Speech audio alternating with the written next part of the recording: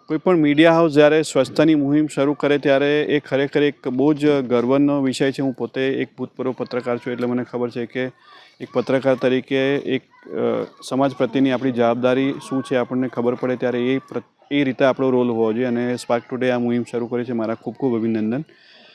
હું એવું માનું છું કે સ્વચ્છતા એ આપણા પોતાના કબાટથી શરૂઆત થાય. આપણો ચોપડાનો કબાટ હોય કે આપણો કપડાનો કબાટ હોય ત્યાંથી શરૂઆત થાય છે.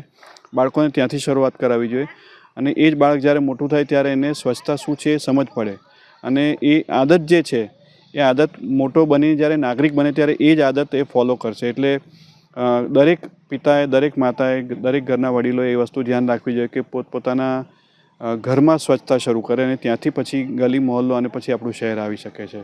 એટલે હું શિક્ષક છું એટલે હું હંમેશા શિક્ષકની રીતે વાત કરીશ કે જો બાળકોને નાનપણથી જ સારા નાગરિકો શું છે એ સમજાવવામાં આવે અને સારા નાગરિકની ફરજ શું છે એ સમજાવવામાં આવે તો એ ખરેખર સારા નાગરિક આગળ જઈને બની શકે. અને સ્વચ્છતા એ આપણા દેશનું એક બહુ મોટું જેને કહેતો આપણા દેશને પાછળ પાડતું પરિબળ છે. અને વડોદરા માટે ખાસ, કારણ કે આટલા વર્ષોથી આટલા બધા મ્યુનિસિપલ કમિશનર આવ્યા, આટલા બધા લોકોથી ચૂંટાયેલા નેતા આવ્યા, પણ એ પરિસ્થિતિ હજી બદલાઈ નથી શકી. કારણ કે એ મુહિમ જે છે આપણે સૌ નથી લેતા, એ આપણે કોઈની ઉપર રાખીએ છીએ, એ કોઈની ઉપર આપણે જવાબદારી છોડી દઈએ છીએ.